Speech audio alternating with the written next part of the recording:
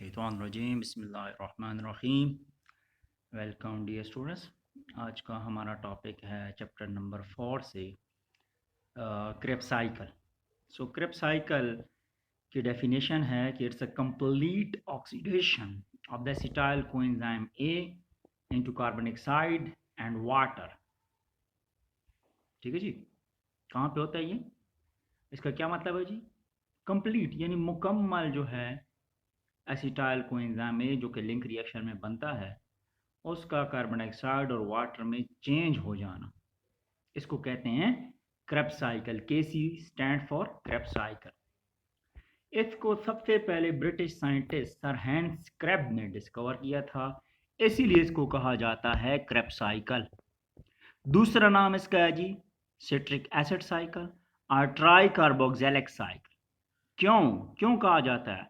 क्योंकि इसमें जो सबसे पहला कंपाउंड बनता है ना, 6 कार्बन कंपाउंड सिट्रिक एसिड, उस सिट्रिक एसिड में 3 कार्बोक्सिलिक एसिड के ग्रुप होते हैं, इसीलिए इसको ट्राई कार्बोक्सिलिक एसिड भी कहा जाता है। क्रेब्स साइकिल के मंदरजा स्टेप्स हैं। सबसे पहले सिंथेसिस। सो यहाँ पर एसिटाइल कोएंजाइम ए जो कि एक्चुअली 2 कार्बन कंपाउंड है और वाटर, ये दोनों चीज़ें जो हैं ऑक्सिलो एसीटेट जो कि एक 4 कार्बन कंपाउंड है उसके साथ मिलते हैं। 2 कार्बन एसिटाइल कोएंजाइम ए 4 कार्बन ऑक्सिलो एसीटेट के साथ मिलता है, ठीक है जी, वाटर की मौजूदगी में, और ये हमारे पास बनाता है 6 कार्बन कंपाउंड सिट्रेट या सिट्रिक एसिड। यहाँ पर एंजाइम कौन सा इस्तेमाल होगा? यहाँ पर एंजाइम इस्तेमाल होगा सिट्रेट सिंथेज एंजाइम, ठीक है जी। और यहाँ पर जो है आपके पास कोएंजाइम ए जो है ये निकल जाएगा। फर्स्ट स्टेप में क्या होगा? 2 carbon compound acetyl coenzyme A will combine with the oxalo acetate. Oxalo acetate is a 4 carbon, so 2 carbon acetyl coenzyme A combine with the 4 carbon oxalo acetate, so it will form 6 carbon compound citrate and the coenzyme A is liberated. The next is dehydration. Dehydration का मतलब होता है जी hydrogen का निकल जाना। अब जो आपके पास सिट्रेट या सिट्रिक एसिड बना है, इसमें से एक हाइड्रोजन निकल जाता है और इस प्रोसेस को कहते हैं dehydration in the presence of एकोनिटेज enzyme. एकोनिटेज enzyme की मौजूदगी में वाटर जो है ये हाइड्रोजन जो है ये निकल जाता है। उसके बाद हाइड्रेशन, उसके बाद सिट्रेट जो है वो कन्वर्ट हो जाता है आइसोसिट्रेट। सिट्रेट और आइसोसिट्रेट दोनों 6 कार्बन कंपाउंड है और दोनों के आपके पास आइसोमर्स है। सो सिट्रेट जो है वो आइसोसिट्रेट में चेंज हो जाता है, ठीक है, और इसके साथ मिल जाता है क्या चीज जी? वाटर। कौन सा एंजाइम यूज होगा? एकोनिटेज एंजाइम, ठीक है जी।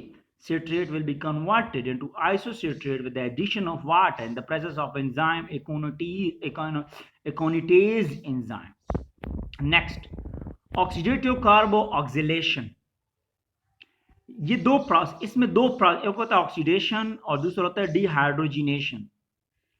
आइसोसिट्रेट जो है वो चेंज हो जाता है ऑक्सिलोसक्सिनेट में, ऑक्सिलोसक्सिनेट में, और and by decarboxylation change to alpha कीटोग्लूरेट।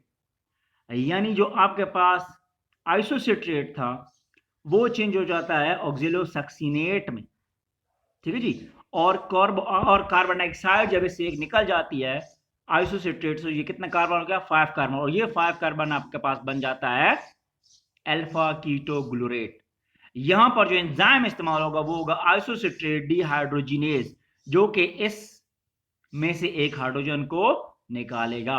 ये हाइड्रोजन जाएगी NAD, इसको एक्सेप्ट करेगा और चेंज हो जाएगा NADH में, और कार्बन जो है ये ऑक्सीजन के साथ मिलकर CO2 के फॉर्म में रिलीज हो जाएगी। एक कार्बन रिलीज हो गई। The next, oxidative decarboxylation and addition of coenzyme A.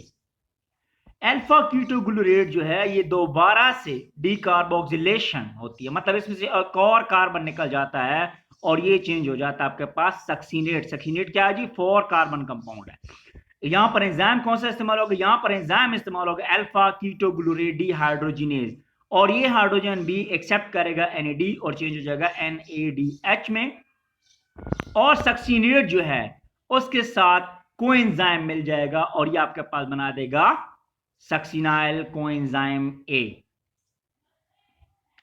जब आपके पास formation of ATP by substrate level phosphorylation, जब सक्सिनाइल कोएंजाइम ए चेंज हो जाता है सक्सिनेट में, याद रखें सक्सिनाइल कोएंजाइम में सक्सिनेट दोनों 4 कार्बन है, जब सक्सिनाइल कोएंजाइम ए कन्वर्ट हो जाता है सक्सिनेट में by the help of succinyl thiokinase enzyme की मदद से, तो यहां पर एक फास्फेट रिलीज होता है और यहां पर जब सक्सिनाइल कोएंजाइम ए चेंज हो जाता है सक्सिनेट में तो यहां पर एनर्जी भी रिलीज होती है। वो एनर्जी एडीपी के साथ फास्फेट को मिलाकर एटीपी बनाती है या जीटीपी, गुआनिन ट्राइफॉस्फेट। उसके बाद है जी डिहाइड्रोजिनेशन। डिहाइड्रोजिनेशन, अब यहां पर सक्सिनेट 4 कार्बन जो है इसमें से एक और हाइड्रोजन निकलेगा और ये चेंज हो जाएगा फ्यूमरेट, ठीक है जी।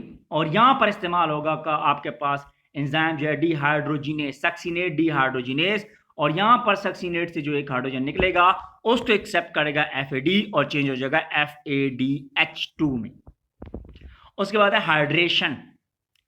A molecule of water is added to fumarate 4 carbon compound to form malate in the presence of enzyme fumarase। अगर आपको याद हो तो मैंने एंजाइम वाली क्लास में ये चीज आपको बताई थी कि भाई फ्यूमरेट के साथ जब एक फ्यूमरेट के साथ जब एक वाटर का मॉलिक्यूल मिलता है तो ये बनाता है मलेट के साथ जब एक वाटर का मॉलिक्यूल मिलता है तो ये बनाता है fumarate in the presence of enzyme fumarase. Dehydrogenation या ऑक्सीडेशन, अब जो मलेट 4 कार्बन कंपाउंड है इसमें से एक और हाइड्रोजन निकलेगी in the presence of enzyme malate dehydrogenase to produce oxaloacetate, यानी मलेट में से एक और हाइड्रोजन निकलेगा जो कि आपके पास बनाएगा ऑक्सिलो एसीटेट 4 कार्बन कंपाउंड। यहां पर भी जो हाइड्रोजन निकलती है इसको भी एक्सेप्ट करता है आपके पास NAD और चेंज हो जाता है NADH में, ठीक है जी। और ऑक्सिलो एसीटेट दोबारा से रेडी है एक और 2 कार्बन एसिटाइल कोएंजाइम ए को एक्सेप्ट करने के लिए, और जब इसको एक्सेप्ट करेगा तो साइकिल दोबारा से चला। अब डायग्राम से थोड़ा सा आपको समझाता हूं। सबसे पहला स्टेप यहां पे देखें जी, लेफ्ट साइड से एसिटाइल कोएंजाइम, लेफ्ट साइड से देखें जी ऑक्सिलो एसीटेट और यहां पे मिल रहा है एसिटाइल कोएंजाइम ए, ठीक है जी।